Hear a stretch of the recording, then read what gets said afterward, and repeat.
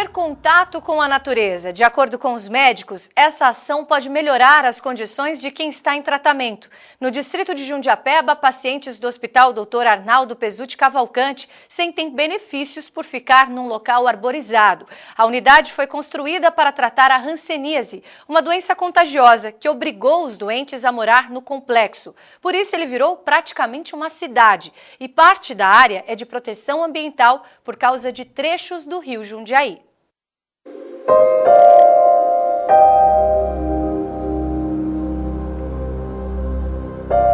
Ao cruzar este portão, a pista de 1,5 km de distância separa o mundo que nós conhecemos das pessoas que um dia foram isoladas pela sociedade. O Arnaldo Pezzuti Cavalcante, antes chamado de Santo Ângelo, é o primeiro hospital colônia do Brasil. O complexo, inaugurado em 1928, foi construído para abrigar os pacientes doentes ou suspeitos de contrair hanseníase, uma doença que era considerada altamente contagiosa no século XIX, sem cura e, pior, deformava as pessoas. Nós temos aqui esses prédios, certo, construção antiga, largos e tal, porque aqui ficavam eles todos a vida toda.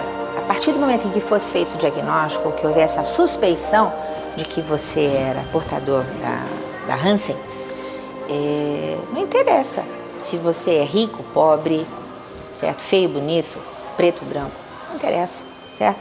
Você, àquela época, a gente tem que lembrar disso, àquela época, você era portador de uma doença altamente contagiante, certo? Deformante, feia, certo? Que ninguém queria, certo, ter alguém do lado assim. No início, toda a área do hospital era cercada por muros altos. A colônia dos pacientes funcionava com toda a estrutura e o conforto de uma pequena cidade. Mas com um detalhe, quem entrava já sabia que nunca mais iria sair.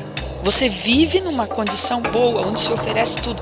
Tem árvores, ruas arborizadas, tinha cassino, cine-teatro, praça, refeitório, cabeleireiro, salão de bailes. Então, quer dizer, você tem tudo o que você precisa, mas ao mesmo tempo você não tem aquele princípio básico que rege a vida da humanidade, que é o senso de liberdade. Por causa do medo e da falta de conhecimento sobre a doença, era difícil encontrar pessoas dispostas a trabalhar no hospital. Dona Nancy chegou há 32 anos contra a vontade dos pais. Começou como oficial administrativo e não demorou para se apaixonar pela história do lugar e das pessoas ignoradas pelo mundo. Aí com o tempo a gente vinha almoçar aqui em cima, porque tinha o refeitório. Comecei a ver alguns pacientes, olhar para alguns, assim, vi que eram pessoas, né, pessoas normais, com algumas deficiências físicas, com umas deformidades, mas pessoas, como outras qualquer, como eu, por exemplo, né. E nisso eu fui me acostumando. Ao todo, 101 hospitais colônia funcionaram no Brasil. Hoje, apenas 22 estão parcialmente ativos. O Arnaldo Pezzuti chegou a receber mais de 2.000 pacientes na década de 60, quando surgiu um novo medicamento revolucionário contra a hanseníase. Muitos pacientes, depois de curados, receberam alta e foram embora. Alguns retornaram, outros decidiram ficar. Isso porque a ciência encontrou a forma de acabar com a doença, mas não de curar o preconceito. Hoje, no Arnaldo Pezzuti, ainda vivem 162 ex-pacientes. Pessoas como Dona Laura, de 86 anos de idade. Ela chegou na colônia aos 15, junto com a irmã Cláudia Henrique, que morreu em fevereiro. No hospital, Dona Laura teve uma juventude tranquila. Gostava de frequentar os bailes e, em 1951, casou-se com o jogador de futebol Luiz Pereta Neto. Ao contrário do que parece, foi um câncer que obrigou Dona Laura a amputar o braço esquerdo há 7 anos. Apesar de tudo, tristeza mesmo é lembrar por que a liberdade foi tirada dela tão cedo. Parente mesmo tinha um medo da gente, da doença, então nós éramos retraídos, não se misturava. Quando vinha visita, não podia entrar visita assim, à vontade, não. O Hospital Dr. Arnaldo Pezzuti Cavalcante está dentro de uma área que pertencia à Santa Casa de São Paulo. E um problema ambiental faz parte dessa história e já dura mais de 2 décadas, quando as primeiras famílias de chacareiros passaram a ocupar parte do terreno para a produção agrícola. E o Departamento de Uso do Solo Metropolitano, o DUSME, entrou com uma ação civil pública na Justiça, alegando que pelo menos 400 famílias aqui vivem em áreas que deveriam ser protegidas. Seu Josias e o vizinho, seu Josemir, vieram de Recife há quase 30 anos.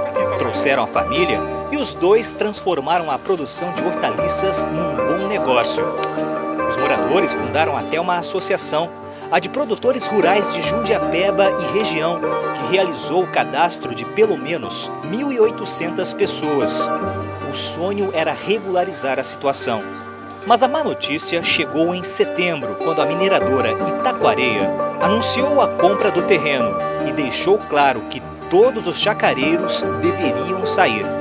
Foi um choque, porque antes eu trabalhava aqui, nunca ouvi falar de uma mineradora começar a pegar em cima, olha, eu comprei isso aqui, isso não são mais de vocês vão ter que sair. Nos preocupou, mas a gente olhava para trás. Que olhava para trás nós tínhamos. As empresas mineradoras, elas devastam mesmo o solo, onde nós não, preservamos. Mas em dezembro a Prefeitura de Mogi das Cruzes declarou as áreas de interesse social e garantiu a reintegração de posse. Numa reunião em São Paulo, junto com o INCRA, Instituto Nacional de Colonização e Reforma Agrária, finalmente surgiu a possibilidade de um acordo. Nós vamos submeter a proposta de apropriação ao presidente da República, que decretado permite entrar em juízo pedindo a posse da área. A mineradora então suspendeu as ações de despejo. E seu Josias finalmente acredita que desta vez vai conquistar o tão sonhado terreno. Hoje o que eu espero hoje, o que eu estou tendo conhecimento é o título daqui da onde eu estou. Eu espero só isso. Eu tenho certeza que está próximo. Pelo acordo da venda, o hospital também está dentro do terreno da mineradora. Mas a empresa já avisou, não vai mexer nesta área. Quem ganha com isso? É claro que é a saúde pública. O hospital, que um dia foi um local isolado, hoje é exemplo de que toda esta natureza em volta pode ser para o paciente um santo remédio para qualquer tipo de tratamento. Se você consegue inseri-lo num meio no qual ele tenha contato com a natureza, a recuperação, o humor, o estado de espírito dele é beneficiado com isso e com certeza a gente obtém melhores resultados no tratamento do paciente. Então isso é algo que o hospital utiliza como uma ferramenta, isso é muito bom. Começar do zero foi o desafio de Keila Alves Franquin quando ela aceitou o cargo de diretora do Hospital Dr. Arnaldo Pezzuti há 3 anos. E em pouco tempo conseguiu transformar toda a estrutura do local. Hoje o modelo é referência no país para o tratamento de pacientes crônicos. Doutora, o que funciona nesse prédio? Este prédio é chamado de Centro Clínico Cirúrgico Nossa Senhora Aparecida e eu tenho leitos para internação de pacientes crônicos de longa permanência nas áreas de clínica médica, clínica cirúrgica e infectologia.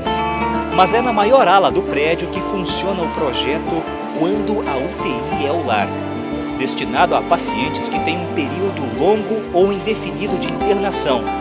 Ao todo são 40 leitos, sendo 28 destinados à pediatria e 12 para a clínica médica. E é a primeira ala no Brasil com um trabalho diferenciado.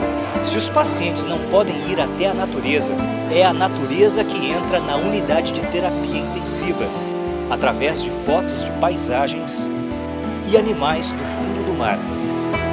Um grande aquário com peixes também serve para aliviar o estresse de um quarto de hospital. Mas a gente tenta levá-lo lá para fora, para que ele possa sentir o cheiro do vento, ver verdes, e isso é muito importante. Dona Silvana é mãe da pequena Eduarda, de 5 anos, que sofre de distrofia muscular. Todos os dias ela vem de São Paulo, onde mora, para dedicar momentos preciosos para a filha. Apesar da distância, é um tratamento que está dando resultados. Esse contato com a natureza, bem pertinho aqui, ajuda um pouco nesse momento difícil. Como é que é isso para a senhora? Ajuda muito, é que nem eu falei. Aqui tem pasto, né? Nós já chegamos a ver casal de tucano, esquilo. Meu filho também vem fim de semana, adora. É diferente, muito diferente mesmo. Ar puro, né? O sol é bem diferente mesmo. É diferente das paredes do muro, né? Que tem lá em São Paulo. E lembra de Dona Laura, a ex-paciente de hanseníase? O anfiteatro do hospital foi batizado com o nome dela. Um símbolo de otimismo de que vale a pena ser feliz e lutar pela vida. Com todos os pesares que a gente teve aqui, tudo não podia sair, mas eu vivi bem. Sou feliz porque tem muitas pessoas boas, humanas, que me rodeiam, que me prontificam, estão sempre perto de mim. Se eu quero alguma coisa, eu preciso. Então, eu sou feliz.